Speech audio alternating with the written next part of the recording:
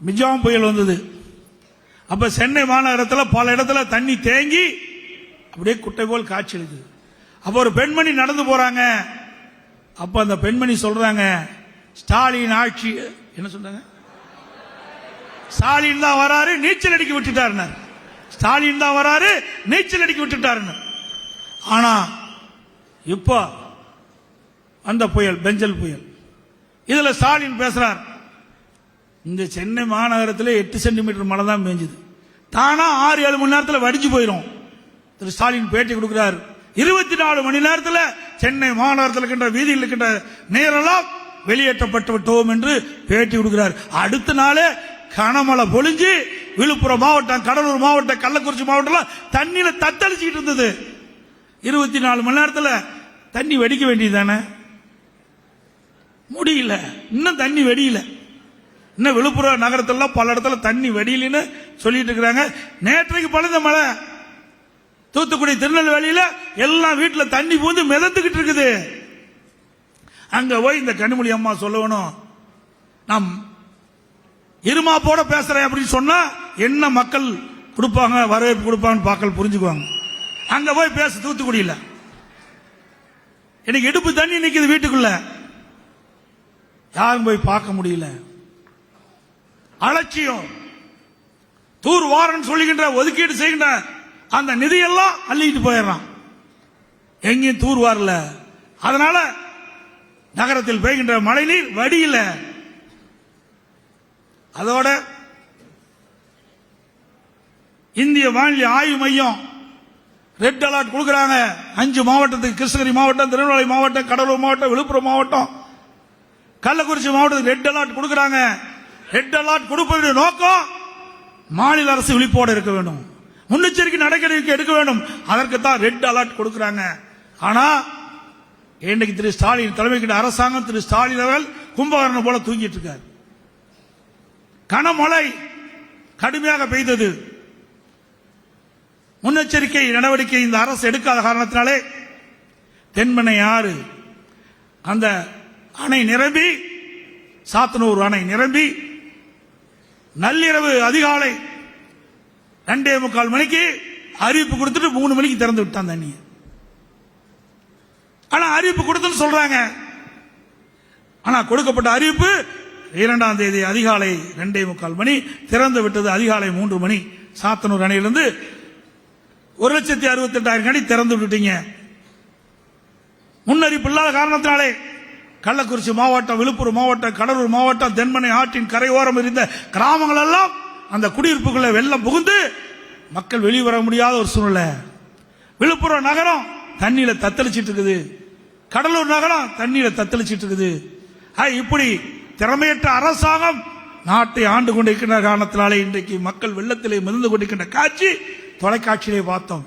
அதனால்தான் இன்றைக்கு மக்கள் கொதித்து போய் சாலை மறியலில் ஈடுபடுகிறார்கள். சட்டமன்ற உறுப்பினர்களை தொகுதிக்குள் விடவில்லை, அமைச்சரை உள்ளே விட மறுக்கின்றார்கள். முதலமைச்சரே ஏன் உள்ளே போக முடியாத சூழ்நிலை இன்றைக்கு தமிழகத்திலே ஒரு அவல ஆட்சி ஏற்பட்டுக் கொண்டிருப்பதை நாம் நினைவு கொள்ள வேண்டும்.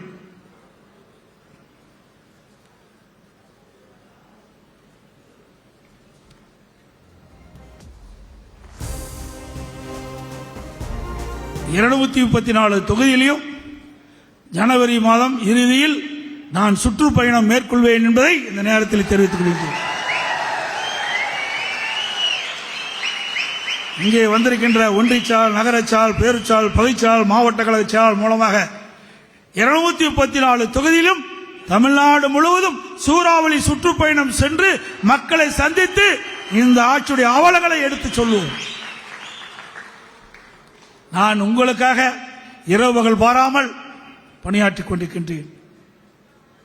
உங்களுக்காக நான் துணை இருப்பேன். அதேபோல் கழகத்திற்கு நீங்கள் துணை இருக்க வேண்டும். மீண்டும் 2026 மக்களோட ஆட்சியை அகற்றப்படுவதற்கு நாம் சூளுரை ஏற்க வேண்டும் என்று நேரத்திலே தெரிவித்துக் கொள்கின்றேன்.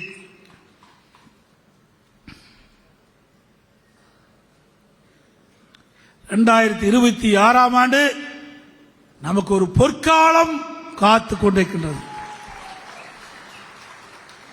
நிச்சயமாக கழக ஆட்சி மலரும்.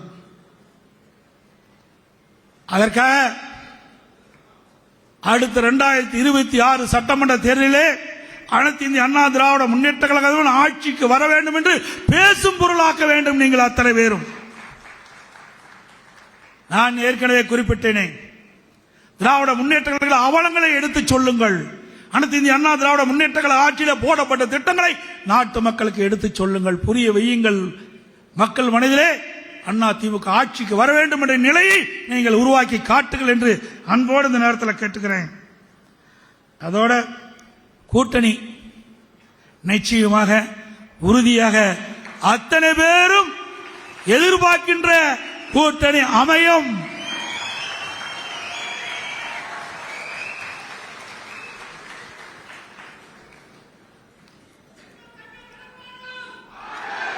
நீங்களே எண்ணி பார்ப்பீங்க. இப்படித்தான் ஏற்கனவே பொதுச் செயலாளர் சொன்னாரு நாடாளுமன்ற தேர்தலில் அப்படின்னு பல பேர் நினைக்க தோணும். நாடாளுமன்ற தேர்தல் வேறு, சட்டமன்ற தேர்தல் வேறு. இது நம்முடைய தேர்தல். அனைத்து இந்திய அண்ணா திராவிட முன்னேற்ற கழக தலைமையிலே பிரம்மாண்டமான கூட்டணி அமையும். மக்கள் எதிர்பார்க்கின்ற கூட்டணி அமையும். கழக நிர்வாகிகள் தொண்டர்கள் எதிர்பார்க்கின்ற கூட்டணி அமையும். மக்கள் விரும்புகின்ற கூட்டணி அமையும். அதே அந்த கூட்டணி மூலமாக அனைத்து இந்திய அண்ணா திராவிட முன்னேற்ற கழகமும் கூட்டணியும் பெரும்பான்மையான இடங்களில் 2026 சட்டமன்ற பொதுத் தேர்தலில் வெல்லும், வெற்றி பெறும், ஆட்சியை பிடிப்போம்.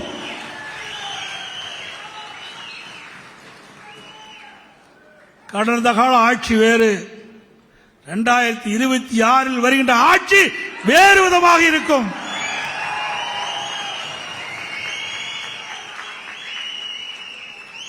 இன்றைய தினம் ஆட்சியில் இருக்கின்றவர்கள், அதிகாரத்தில் இருக்கின்றவர்கள் அதிகார போதையிலே ஏதோ பேசிக் கொண்டிருக்கின்றார்கள். அதற்கெல்லாம் 2026 சட்டமன்ற தேர்தலில் தகுந்த பதிலடி கொடுக்கப்படும்.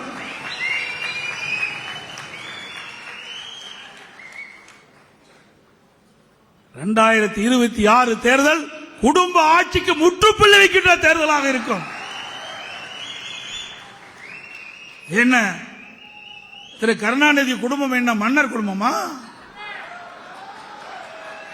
மன்னர் ஆட்சியில் தான் மன்னருக்கு பிறகு அவருடைய மகன் முடிசூட்டிக் கொள்ளுவார். அதுக்கு பிறகு அவருடைய மகன் முடிசூட்டிக் கொள்வார். அப்படித்தான் திரு கருணாநிதி இருந்தார். அவர் மறைவுக்கு பிறகு திரு ஸ்டாலின் முடிசூட்டிக் கொண்டார். இப்போ ஒரு வாரிசை கொண்டாந்து முடிசூடுறதுக்கு துடிக்கிறார். எப்ப இவர் வந்தாலோ அப்பவே திமுகவுக்கு சனியும் முடிச்சிட்டு. யார் வந்தாலும் உங்களுக்கு தெரியும். ஆகவே திரு ஸ்டாலின் அவர்களே, உங்களுடைய கனவு ஒருபோதும் நிறைவேறாது. மக்கள் ஒருமுறை ஏமாந்து உங்களுக்கு வாக்களித்து விட்டார்கள். கவர்ச்சிகரமாக பேசி மக்களை ஏமாற்றி தந்திரமாக நீங்க ஆட்சிக்கு வந்து விட்டீர்கள், கொள்ளைப்புறமாக. ஆனால் 2026 மக்கள் விழித்துக் கொண்டார்கள். அதனால் நிச்சயமாக 2026 அண்ணா திமுக ஆட்சி மலரும். குடும்ப ஆட்சிக்கு முற்றுப்புள்ளி வைக்கும், வாரிசு அரசியலுக்கு முற்றுப்புள்ளி வைக்கின்ற தேர்தலாக இந்த தேர்தல் அமையும். இன்னைக்கு திமுக காரனே நொந்து போயிருக்கிறான். அதுவும் திமுக அமைச்சர்கள்லாம் முகத்தில் பிரகாசமே இல்லை. நான் சட்டமன்றத்தில் வந்து பார்க்கிறேன், நம்முடைய சட்டமன்ற உறுப்பினர்லாம் அமர்ந்து பார்க்கிறோம். ஏன்னா அந்த கட்சியில் உழைக்கிறவர்களுக்கு அங்க மதிப்பு கிடையாது, மரியாதை கிடையாது. மூத்த அமைச்சர்கள் இருக்கிறாங்க. திரு கருணாநிதி காலத்திலையும் அமைச்சரா இருந்தாங்க, ஸ்டாலின் அமைச்சர்களையும் அமைச்சராக இருக்கிறாங்க. அவர்களெல்லாம் துணை முதலமைச்சர் கிடையாது. திரு கருணாநிதி குடும்பத்தில் பிறந்த என்ற ஒரே காரணத்திற்காக அவரை எம்எல்ஏ ஆக்குறாங்க, பிறகு அமைச்சராக்குறாங்க, பிறகு துணை முதலமைச்சராக்குறாங்க. ஆக கருணாநிதி குடும்பத்தில் பிறந்தாதான் இவ்வளவு பதவி உயரும் கிடைக்கும் என்ற நிலையில திமுக வந்துட்டது. திமுக கட்சி அல்ல, அது ஒரு கார்பரேட் கம்பெனி ஆகிவிட்டது. குடும்ப உறுப்பினர்கள் தான் அங்கே ஆட்சி அதிகாரம் செலுத்த முடியும். ஆனா அப்படிப்பட்ட நிலைமை 2026 மாற்றி காட்டப்படுவார்கள் மக்களால். ஆகவே வந்திருக்கின்ற மாவட்ட கழக செயலாளர்கள், ஒன்றிய செயலாளர், நகர செயலாளர், பேரூர் செயலாளர், பகுதி செயலாளர், செயற்குழு உறுப்பினர், பொதுக்குழு அத்தனை பேரும் ஒருமித்த கருத்தோடு பணியாற்ற வேண்டும். நமக்குள் அங்கங்கே சிறு சிறு கருத்து வேறுபாடு இருந்தாலும் அதையெல்லாம் கலைந்து ஒற்றுமையாக இருந்து தலைமை கழகம் அறிவிக்கின்ற வேட்பாளரை வெற்றி பெற செய்வதற்கு நீங்கள் பாடுபட வேண்டும் என்று அன்போடு இந்த நேரத்தில் கேட்டுக்கொள்கின்றேன். இன்றைக்கு அனைத்து இந்திய அண்ணா திராவிட முன்னேற்ற கழகம் தொண்டன் எழுச்சியாக வந்துவிட்டான். மக்கள் எழுச்சியாக இருக்கின்றால் இதை நல்ல முறையில் நாம் பயன்படுத்திக் கொள்ள வேண்டும் என்று அன்போடு இந்த நேரத்தில் கேட்டு வருகின்ற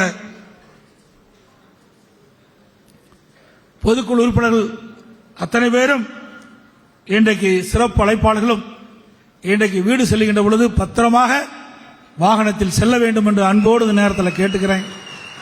அதோட இங்கே வருகின்ற அனைவருக்கும் அசைவ உணவு, சைவ உணவு இரண்டும் தயார் நிலையில் வைத்திருக்கின்றோம். நீங்கள் அந்த உணவை அழகாக உண்டு மகிழ்ந்து வீடு செல்லலாம். அமைதியாக இருங்க. அடுத்து எனக்கு பின்னாலே அறிவிச்சவர்